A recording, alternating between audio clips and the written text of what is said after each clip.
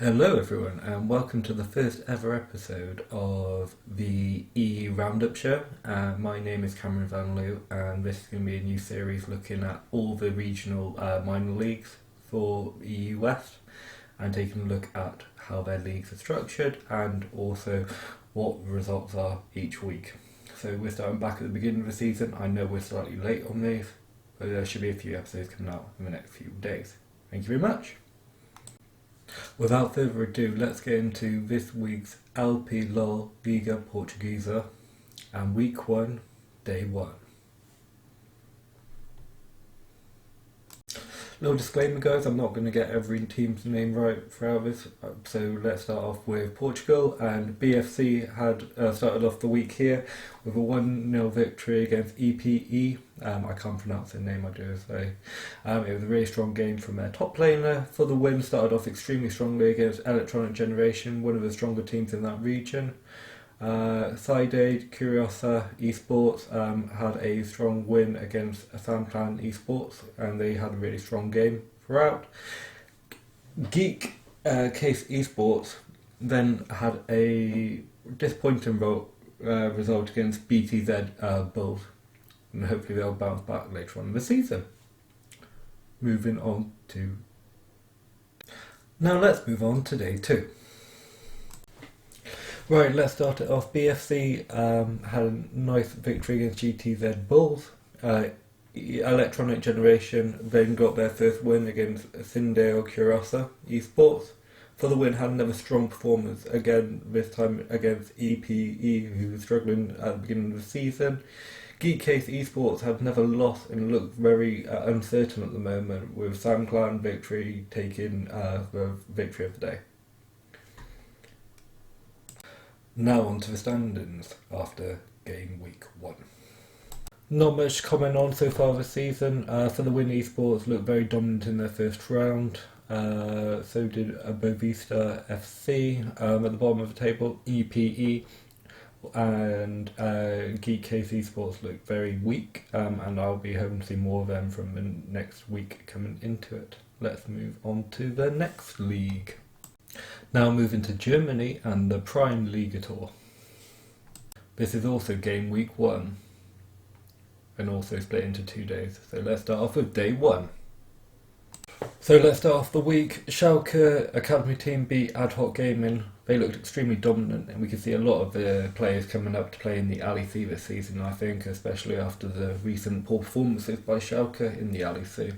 OP Gaming played against Unicorns of Love at Sexy Edition. It was a surprise win in my opinion. I was quite surprised to see OP Gaming win there. ESG had a surprise victory against Mouse Esports, who were one of the teams who represented Germany in the EU Masters previously. Gaming Legion Esports had a loss against SK Gaming Prime, and then My Insanity had a shock win in my opinion against Berlin International Esports. Now on to day 2. Again starting off with Ad Hoc Gaming. Berlin International Gaming had a nice win over them. My Insanity had another loss, this time against Unicorns of Love Sexy Edition, which I thought was a better result for them. Mouse Esports had a surprise win against SK Gaming. OP Esports then lost. ESG Gaming Legion then in the last game of the week lost to Schalke Esports Academy. Now on to the standings. Again for game week 1 there's not a huge amount to note. FC Schalke Evolution and Electronic Gaming both had a perfect week, and Team Gaming Legion and Ad Hoc Gaming will be looking to get better results moving forward. Please also ignore the Unicorns of Love wrong percentage win rate. Time to move on to the new addition to our league, the Dutch League. Also, we'll be seeing our 30th league of the week. Interesting thing about the Dutch League, some teams play 1 game a week, some teams play 2. So this week we'll only have 1 set of results. MCOM were one of the few teams who had 2 games this week. Firstly with a win over Zulu Esports and then followed by another win over Destiny. The other team was Thrill, who lost both their games, firstly to a very strong PSC Esports and then by Defuse Esports. because of there only being one game this week, we'll go straight into the table. Let's go into the standings for this week's Dutch League Esports. As this division only has one game this week, let's concentrate on the teams who had 2 games. Con Esports will be extremely happy with their 2 wins this week, having a 100% win rate going into next week. Team Frill, on the other hand, who the other team who had 2 games this week, will be extremely disappointed not picking up a single win out of those 2 games.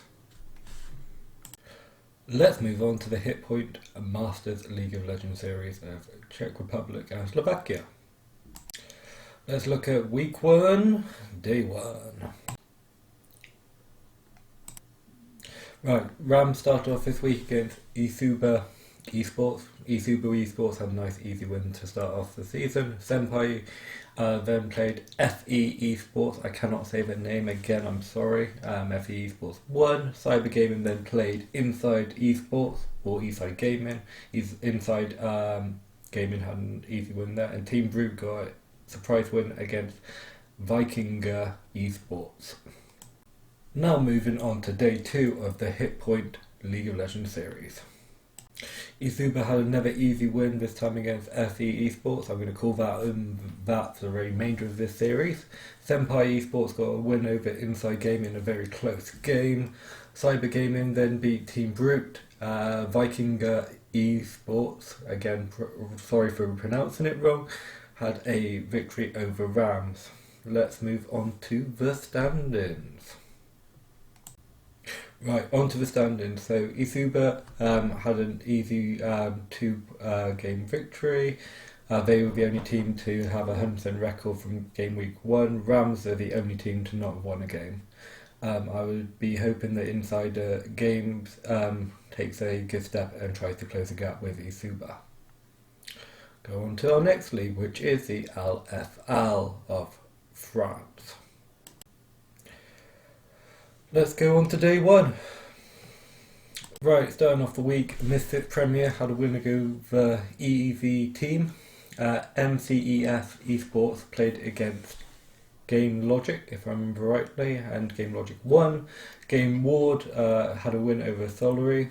LDLCOL lost to Vitality Bees, who look extremely strong after game week 1. Moving on to day 2 of the LFL. Sorry to misinterpret Gaming Origins in the first round. Gaming Origins beat Misfit Premier. Easy team lost again, this time to Game Award. LDLCOL had a win over Solary. MCEF Esports then had another loss, this time against Vitality Bees, who were extremely strong. Moving on to the standings for the LFL. Again, it's week 1, so there's nothing hugely to talk about. Vitality Bees and Gaming Origin and Game Ward all started off with a 100% record.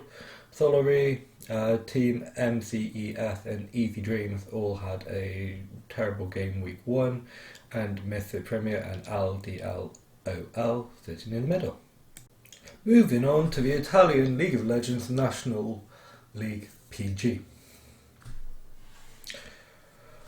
Week 1, game 1? Yeah, it was game 1 this time for PG National.